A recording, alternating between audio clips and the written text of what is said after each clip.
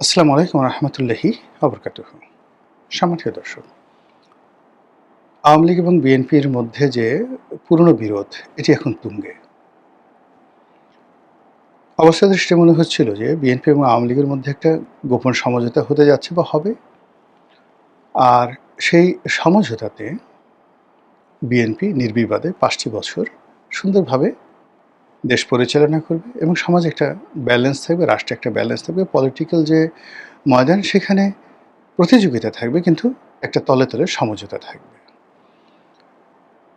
পার্লামেন্টে যে ইসলামী দলগুলো রয়েছে, এনসিপি আছে, তারা তাদের কার্যক্রম চালাবে, কিন্তু কোনো অবস্থাতেই তারা যেন সরকারকে জিম্মি করতে না পারে। সেখানে পলিটিক্যাল যে ভারসাম্য, সেই ভারসাম্য রক্ষা করার জন্য আওয়ামী লীগ দায়িত্ব পালন করবে। আর তার প্রেক্ষিতে ধীরে ধীরে ধীরে ধীরে আওয়ামী লীগকে নর্মালাইজ করার জন্য সরকার সর্বরকম ছাড় দিবে আস্তে আস্তে, যেন লোকজন মন্দও না বলতে পারে, আওয়ামী লীগকে পুনর্বাসন করা হয়েছে এ ধরনের বদনাম দিতে না পারে।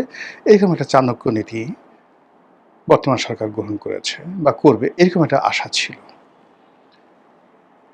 ২ নম্বরে যে জিনিসটা ছিল সেটা হলো বাংলাদেশে যেটিকে বলা হয় দক্ষিণপন্থী রাজনীতি, যেটিকে বলা হয় ইসলামী রাজনীতি, যেটিকে বলা হয় উগ্রপন্থা রাজনীতি, যে যাই বলুক না কেন, এটি সেই পাকিস্তান জমানা থেকেই বাংলাদেশে এটি বেড়ে চলছে। এটা কোনো জমানাতে কমেনি, বরং পাকিস্তানে কমিউনাল রাজনীতি কমেছে, সেখানে অনেকটা লিবারেল রাজনীতি শুরু হয়েছে। কিন্তু বাংলাদেশ এবং ভারতে এই মুহূর্তে পৃথিবীর সবচেয়ে কমিউনাল রাজনীতি বলতে যেটি বোঝায়, সাম্প্রদায়িক যে রাজনীতি বলতে যেটি বোঝায়, সেটি এখন সর্বোচ্চ পর্যায়ে ভারতে এবং দ্বিতীয় পর্যায়ে বাংলাদেশে। ভারতে উগ্রবাদী হিন্দুত্ববাদ এখন রীতিমতো গ্লোবাল হেরিটেজে পরিণত হয়েছে। এরকম একটা হিন্দু রাষ্ট্র, রাম রাজত্ব রামের জমানাতেও ছিল না।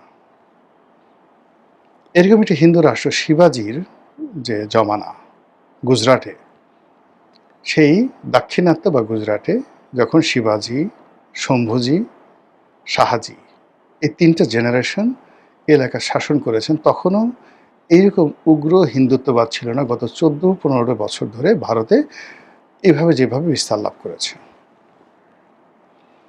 আবার ধরুন, বাংলাদেশে কোরআন ভিত্তিক একটা রাষ্ট্র হবে, একটা খিলাফত হবে, শরিয়া আইন চালু হবে, মেয়েরা ঘরে থাকবে, জান্নাতে যাইতে হবে, দাড়ি রাখতে হবে, টুপি পরতে হবে, এবং এটার মধ্যে মানুষের কল্যাণ। এই বিষয়গুলো এই বাংলাদেশে এখন ১৮ কোটি মানুষের মধ্যে যত লোক বিশ্বাস করে, এত লোক পৃথিবীর সৃষ্টি হওয়ার পর থেকে কোনো সাম্রাজ্যে, কোনো দেশে, কোনো রাষ্ট্রে কখনো এত সংখ্যক বিশ্বাসী ছিল না যারা কোরআন, হাদিস, ইজমা, কিয়াসের উপর আস্থা স্থাপন করেছে। যেমন ধরুন বাদশাহ হারুন আর রশিদ, তার অর্ধ দুনিয়ার মালিক ছিলেন। লোকসংখ্যা কত ছিল? বড় জোর ১০ কোটি। আর এই ১০ কোটি লোকের মধ্যে মাত্র 8% লোক ছিল মুসলিম। কাজেই ওখানে ধর্মভিত্তিক, ইসলাম ভিত্তিক একটা সমাজ চিন্তা করার মতো ৫ লাখ লোকও ছিল না। আচ্ছা, সুলতান সুলেমান অর্ধ দুনিয়ার মালিক ছিলেন, ইউরোপ এবং আমেরিকা মিলে। ইট ওয়াজ এ ইসলামিক কান্ট্রি। লোকসংখ্যা ছিল কত? ২৪ থেকে ২৫ কোটি। এই সাম্রাজ্যে মুসলিমের সংখ্যা ছিল ১৫ থেকে ২০%, আর বাকি খ্রিস্টান, অন্যান্য ধর্মাবলম্বী তারা ছিলেন। ইস্তাম্বুল নগরীতে মানে মুসলমানদের সংখ্যা 50% ছিল না, কনস্টান্টিনোপলে ছিল না। তো কাজেই একটা ইসলামিক রাষ্ট্র গঠিত হোক, এটা সুলতান সুলেমানের জমানাতে ১০ লাখ লোকও চিন্তা করতেন না।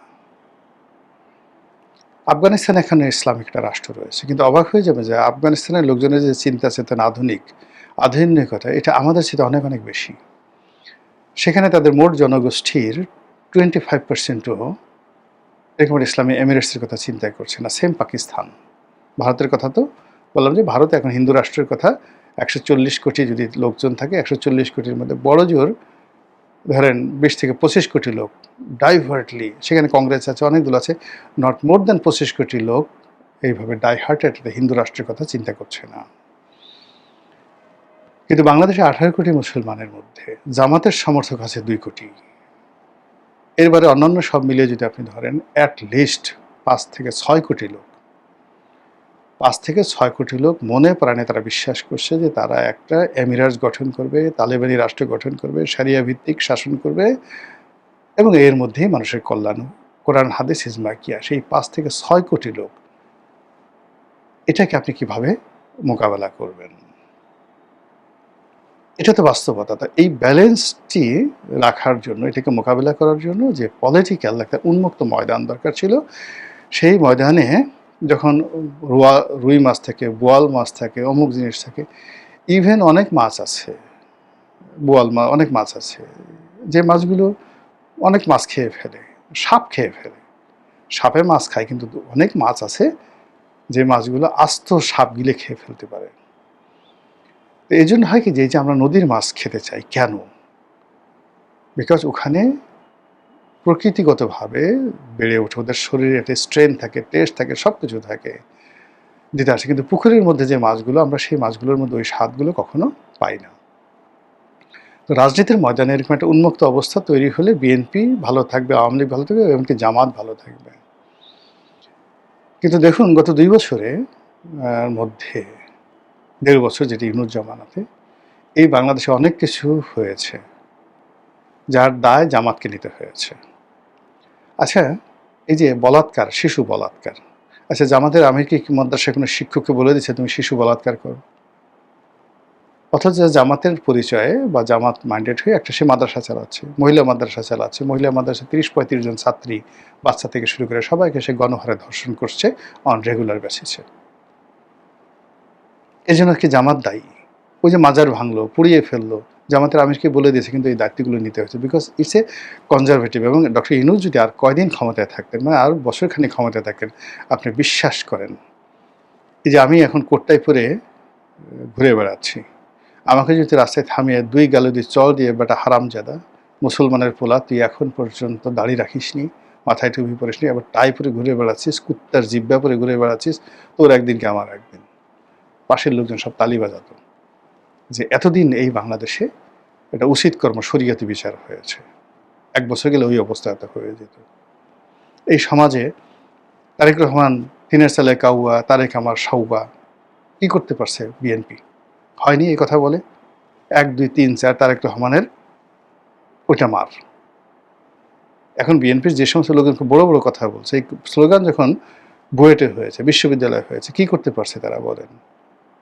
সমাজে কিছু করে ফলে এগুলো বললে হবে না। একটা সমাজে বা এই যে যখন 1, 2, 3, 4 এই জামাতের আমিরের মতো ভদ্রলোক, সে কি কখনো চেয়েছেন যে তার দলের কর্মীরা, তার সমর্থকরা তারেক রহমান সে ব্যাপারে গালাগালি করবে, জায়েমা রহমানকে নিয়ে এই জিনিসগুলো করবে? এই পুরো জিনিসটি হয় যখন রাজনীতিতে ভারসাম্য থাকে না। এনিওয়ে, তো সেই কারণে রাজনীতির ভারসাম্যতে বিএনপি, আওয়ামী লীগ, সমস্ত রাজনৈতিক দলগুলো থাকবে, এরকম যারা আশা ভরসা করেছিলেন, এমনকি আওয়ামী লীগের লোকজন যারা এই আশা করে জামাতকে নিয়ন্ত্রণ করার জন্য বিএনপির সঙ্গে হাত মিলিয়েছেন, বিএনপিকে ভোট দিয়েছেন, তারা এখন নিজের কান নিজেরা মলছেন। তারা এখন মনে করছেন ভুল হয়ে গেছে, আমাদের ভুল হয়ে গেছে।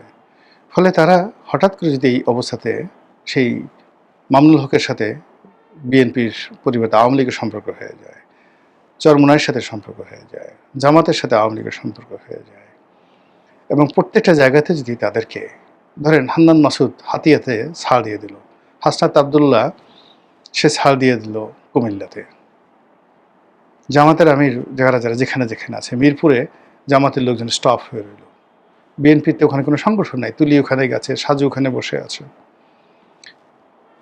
গুলশানে আওয়ামী লীগ মিছিল করে, বলেন তো কে ওখানে ঠেকাবে? রামপুরাতে যদি আওয়ামী লীগ মিছিল করে, নাহিদের পক্ষে সম্ভব না, কে ঠেকাবে বলেন তো? ফলে রাজনীতির যে ময়দানগুলো না, এটা পুরোটাই নিয়ন্ত্রণহীন, ভারসাম্যহীন হয়ে পড়েছে। এটা সরকার বুঝতে পারছে। সেই বুঝতে পারার পর তারা যেটা করছে, তারা যেমন প্রথমে মনে করেছিল জামাত তাদের বড় শত্রু, তারা জামাতকে গুতগুতি করেছে, গুতগুতি করে জামাতকে এমন একটা জায়গায় ফেলে দিয়েছে, জামাতের সঙ্গে আবার বন্ধুত্ব করবে। জামাত এখন মানে দরকার হলে রয়্যাল বেঙ্গল টাইগারেরকে বিশ্বাস করবে, তার সঙ্গে ঘর করবে। সুন্দরবনে গিয়ে দেখা গেল বাঘের কামড়ে মরবে, কিন্তু বিএনপির কামড়ে মরতে তারা এখন নারাজ। বিশ্বাস, বিএনপি তার যে বিশ্বাস, জামাতের সাথে বিশ্বাসটা হারিয়ে ফেলেছে।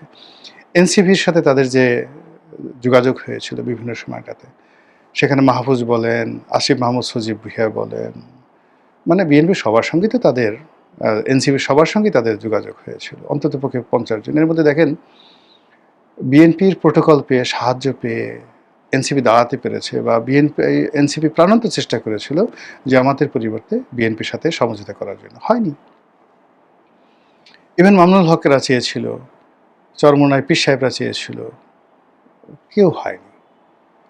ফলে এই পুরো রাজনৈতিক অঙ্গনে, সেটা মাহমুদুর রহমান মান্না বলেন, অন্যান্য যারা বলেন, পুরো রাজনীতির যে অঙ্গনটা, এটা বিএনপি বলতে গেলে বন্ধুহীন হয়ে গেছে, বিশ্বাসহীন হয়ে গেছে। সরকারের এই অল্প সময়তে মেজর কোনো বিরোধ নেই, কিন্তু বাইরে যে আওয়াজগুলো হচ্ছে সেই আওয়াজগুলো সরকার শুনতে পাচ্ছে না। এগুলো এক।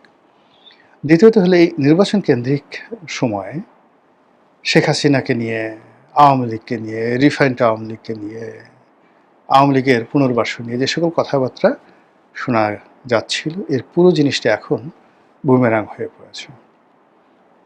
সরকার আওয়ামী লীগকে জামাতের সাথে এখন ভয়ঙ্কর মনে করছে, বিশ্বাস করছে না। আওয়ামী লীগ এটাকে একটা বিশ্বাসঘাতকতা মনে করছে, যে আমাদের সাথে তোমাদের কথা হয়েছিল। আপনি ধরুন 2018 সনের ইলেকশনে একটা সমঝোতা হয়েছিল, বিএনপিকে 80 থেকে 90টি সিট দেওয়া হবে, কিন্তু পরিবেশ পরিস্থিতির কারণে শেখ হাসিনা করেননি বা পারেননি, হোয়াট এভার মেবি, পুরো জিনিসটি এলোমেলো হয়ে গেছে। বেগম জিয়াকে মুক্তি দেওয়ার কথা ছিল। তো এই জিনিসগুলো তারেক রহমান সাহেবকে না হলে তারেক রহমান সাহেবের স্ত্রী, তার সন্তান, তাদেরকে রাজনৈতিকভাবে পুনর্বাসন করার একটা সমঝোতা হয়েছিল। কিন্তু 2018 সনের সেই রাতের ভোটের ইলেকশনে যে তাণ্ডবের ফলে যা কিছু হয়েছে, এটা কিন্তু আজকের পরিণতি আওয়ামী লীগের ক্ষেত্রে ঘটেছে। আবার এই যে তারেক রহমান সাহেবের আশা, নির্বাচনে জয়লাভ করা, ক্ষমতা গ্রহণ করা, এর পেছনে আমেরিকা, দিল্লি এবং আওয়ামী লীগের যে বিশ্বাস ছিল, নেগোসিয়েশন ছিল, কমিটমেন্ট ছিল, কথাবার্তা ছিল, পুরো জিনিসটি একেবারে পচে গলে দুর্গন্ধ হয়ে পড়েছে। এর ফলে কি হলো, যখন এরকম একটা পরিস্থিতি হয় তখন সবাই হার্ড লাইনে যায়। এর প্রেক্ষিতে ভারত হার্ড লাইনে চলে গেছে, you are not trustworthy man. ফলে সীমান্তে আপনি গণ্ডগোল দেখতে পাচ্ছেন। তারেক রহমান সাহেবকে এখন আর ভারতকে আহ্বান জানাতে হচ্ছে না। এর প্রেক্ষিতে আমেরিকা হার্ড লাইনে চলে গেছে। তাদের কোনো প্রতিনিধি, কোনো গুরুত্বপূর্ণ ব্যক্তি বাংলাদেশে আসছে না। বাংলাদেশের কোনো গুরুত্বপূর্ণ ব্যক্তিকে, ব্যবসা প্রতিষ্ঠানকে, নেগোসিয়েশনকে আমেরিকার সঙ্গে হচ্ছে না। শুধুমাত্র চুক্তিটা হয়ে গেছে, সেই চুক্তির প্রেক্ষিতে তাদের যা যা দরকার সেটা করে কুল্লো খালাস, যাও, এখন দেখি তুমি কয়দিন থাকতে পারো। এই গেল আমেরিকা। আওয়ামী লীগ প্রথম কয়েকদিন শেখ হাসিনা, তারেক রহমান সম্পর্কে কোনো বাজে কথা বলেননি, এখন বলা শুরু করেছেন। বেগম জিয়ার সম্পর্কে, বিএনপি সম্পর্কে, শহীদ জিয়ার সম্পর্কে কোনো কথা বলেননি। এখন আবার সেই সংসদে ওনাদের যখন ক্ষমতা ছিল, যে ভাষায় কথা বলতেন তার চেয়ে আরও নোংরা ভাষায় কথা বলা শুরু করেছে। ছাত্রলীগ এখন যেভাবে মিছিল করছে, যুবলীগ যেভাবে মিছিল করছে, এই মিছিল করার কথা ছিল না। তারা তাদের অফিসে বসতো, তারা তাদের মতো কাজ করতো, কিন্তু এখন তারা মিছিল করছে এবং তারা মনে করছে যে তারা এখন সোজা আঙুলে ঘি উঠবে না, আঙুল বাঁকা করে ঘি উঠাতে হবে। এবং এই আঙ্গুল যে বাঁকা করবে, এতে মন্ত্রী এমপিদের যতটা না ক্ষতি হবে, আমাদের সাধারণ আমজনতার তার চেয়ে বেশি ক্ষতি হবে। এজন্য আমেরিকা, দিল্লি আর আওয়ামী লীগ যুগপৎভাবে সরকারের বিরুদ্ধে তারা যে সকল জিনিস করার চেষ্টা করছে, মহড়া দিচ্ছে, যা কিছু করছে, এজন্য এই মুহূর্তে সরকারের হাতে বিকল্প আর কোনো ওয়ে নাই সতর্ক হওয়া ছাড়া, আর মানে হার্ড, যেটা আইরনি, নিষ্ঠুর হওয়া ছাড়া। এবং সেই কাজটি সরকার তারা করছে। তারা আওয়ামী লীগকে এখন আর কোনো ছাড় দেবে না, রাষ্ট্রশক্তিকে সর্বোচ্চ ব্যবহার করবে। এবং তার প্রেক্ষিতে আওয়ামী লীগের যে জন্মদিন, প্রতিষ্ঠা বার্ষিকী 23শে জুন, এটাকে কেন্দ্র করে সারা বাংলাদেশে ধরপাকড় চলছে। এলাকাতে ব্লক রেড দিয়ে কোথায় কোথায় আওয়ামী লীগের লোকজন আছে তাদেরকে খোঁজা হচ্ছে। এটা পুরনো একটা কৌশল। এই কাজটা সরকার করছে, তারা আওয়ামী লীগকে আর কোনো ছাড় দেবে না। ভালো কথা। এরবারে শেখ হাসিনার ব্যাপারেও দেখা গেল যে তাকে ফেরত আনা, তাকে বিচার করা, তাকে নেতৃত্ব রাখা বা বিকল্প যে জিনিসগুলো শেখ হাসিনা কেন্দ্রিক চিন্তাভাবনা সরকার কাছ থেকে আশা করা হয়েছিল সেটাও বুমেরাং। অর্থাৎ তারেক রহমান সাহেব ইন পার্সন শেখ হাসিনাকে এক চুল ছাড় দিতে রাজি হবেন বলে আমার কাছে মনে হচ্ছে না। ফলে সরকার এবং বিএনপির মতো একটা দল তারা যুগপৎভাবে রাষ্ট্রশক্তি ব্যবহার করে আওয়ামী লীগের বিরুদ্ধে চলে গেছে।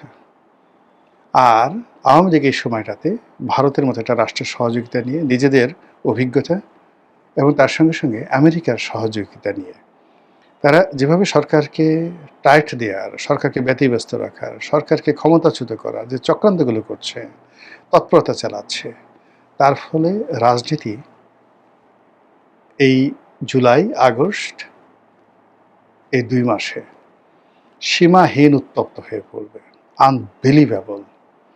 আর সেপ্টেম্বরে গিয়ে একটা শেইবে চলে আসবে। কাজে সাধু সাবধান।